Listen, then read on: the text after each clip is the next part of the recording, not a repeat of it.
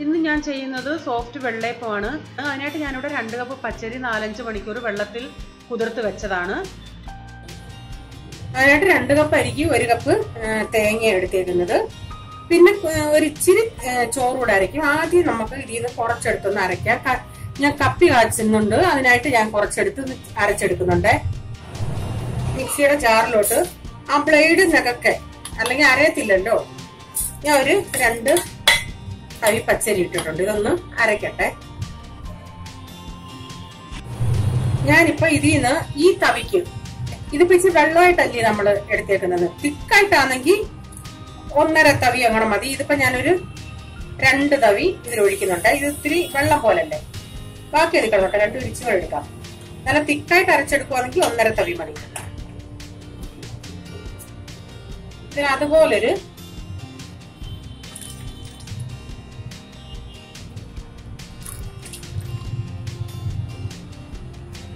3 തവി വെള്ളം കൂടെ ഞാൻ ഒഴിച്ചിട്ടുണ്ട്. ഞാൻ ഇവിടെ ഗ്യാസ് ചാലുവാക്കിയിട്ടുണ്ട്. ഗ്യാസ് ഒന്ന് കുറച്ച് വെച്ചേക്കണേ. കുറഞ്ഞ തീയിൽ നമുക്കിങ്ങനെ ഇളക്കി കൊടുത്തോണ്ടേ ഇരിക്കണം. ഇത് അടിയിൽ പിടിക്കരുത്.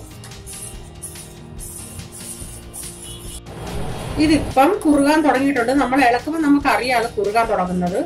ഇപ്പൊ തന്നെ കട്ടിയായി വന്നിട്ടുണ്ട്. ഇനി ഒട്ടും ഇളക്കാതിരിക്കരുത്, ഇളക്കിക്കൊണ്ടേ ഇരുന്നോണം. തീ കുറച്ച് മതി, അത് വേവണം.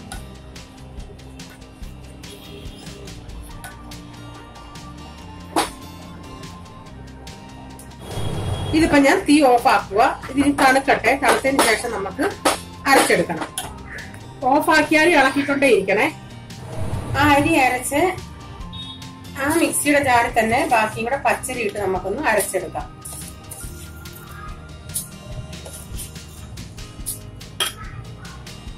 ഈ അരി ഞാൻ കുറച്ച് അരച്ചായിരുന്നു. അതിലോട്ടൊരു 5 ടേബിൾ സ്പൂൺ ചോറൂടെ ചേർക്കുന്നുണ്ട്. നിങ്ങൾക്ക് എല്ലാം കൂടെ ഒരുമിച്ച് അരയ്ക്കാൻ പറ്റുമെങ്കിൽ അങ്ങനെ അരയ്ക്കാം. ഇത് ഞാനൊരു ചരുവത്തിലോട്ട് ഒഴിച്ചു വെച്ചിട്ടുണ്ട്. ഇനി നമുക്ക് ആ തേങ്ങയും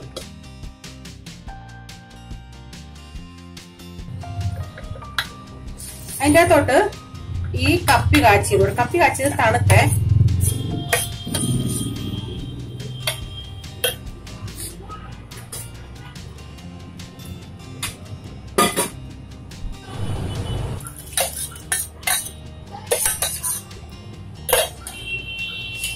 ഇതിലോട്ടൊരു 1/4 ടീസ്പൂൺ ഈസ്റ്റ് ഞാൻ ചേർക്കുക.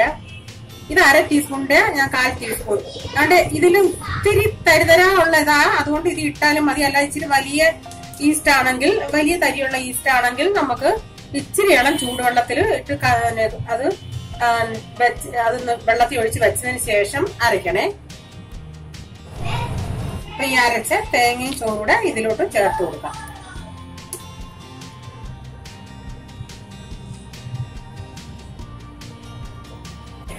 ഇനി നമുക്ക് ഇതെല്ലാം കൂടെ നന്നായി കൈ കൊണ്ടൊന്ന് മിക്സ് ചെയ്ത് വെക്കേ. ഞാനിപ്പോ കൈ കൊണ്ട് ഇട്ട് ഇളക്കുന്നത് നിങ്ങളെ കാണിക്കുന്നില്ല, ചിലർക്ക് അത് ഇഷ്ടപ്പെടത്തില്ല. അതുകൊണ്ട് നിങ്ങൾ കൈ കൊണ്ട് ഇളക്കുന്നതാണ് ഏറ്റവും നല്ലത്. ഇതിപ്പോ ഇനി 7-8 മണിക്കൂർ നമുക്ക് ഇതൊന്ന് മാറ്റി വെക്കാം. ഇതിപ്പം മാവ് ആവശ്യത്തിന് പൊന്തിയിട്ടുണ്ട്. ഇതിലോട്ട് ആവശ്യത്തിനുള്ള ഉപ്പ്, 1 ടേബിൾ സ്പൂൺ പഞ്ചസാരയും കൂടെ ചേർക്കുന്നേ. പഞ്ചസാര താല്പര്യം ഇല്ലാത്തവർക്ക് അവോയ്ഡ് ചെയ്യാം.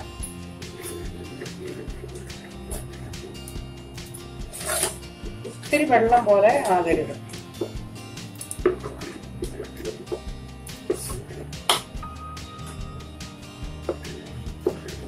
ചെറിയ വെള്ളയപ്പം ഉണ്ടാക്കാൻ നേരം ഈ സമയത്ത് ഒരു ഇച്ചിരി തേങ്ങ അരച്ച് ചേർക്കും. 1/2 മണിക്കൂറിന് മുമ്പിട്ട് അരച്ചതിന് ശേഷം 1/2 മണിക്കൂർ വെക്കും.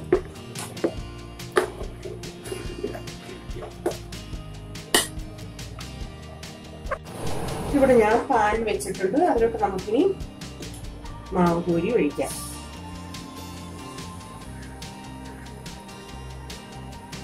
ഞാൻ ഒരു ഇച്ചിരി, ഇത് നമുക്ക് പരത്തേണ്ട ആവശ്യമില്ലേ, പരത്തരുത്.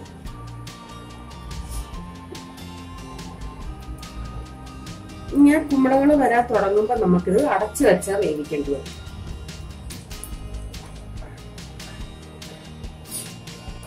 ഇതിപ്പോ അപ്പം വെന്തിട്ടുണ്ട്. ഞാനിതിങ്ങനെ കോരിയെടുക്കുക.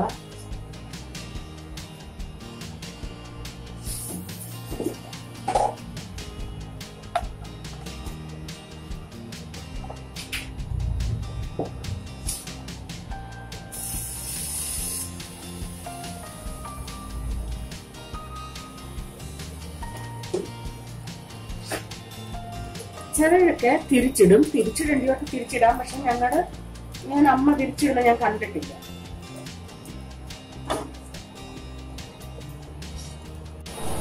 ഇതും വെന്തിട്ടുണ്ട്. ഇങ്ങനെയെല്ലാം ഞാൻ ഉണ്ടാക്കിയെടുക്കട്ടെ.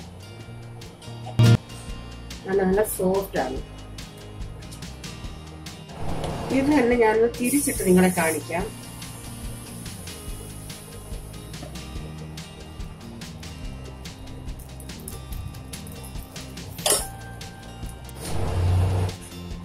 തിരിച്ചിടുന്നുണ്ട്, ഇങ്ങനെ ഇരിക്കും.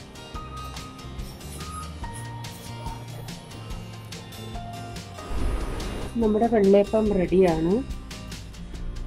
അതിന്റെ നല്ല സോഫ്റ്റുമാണ്. ഇത് ഞാൻ തിരിച്ചിടാതെ ഉണ്ടാക്കിയത്, ഇത് തിരിച്ചിട്ടിട്ട് ഉണ്ടാക്കിയത്.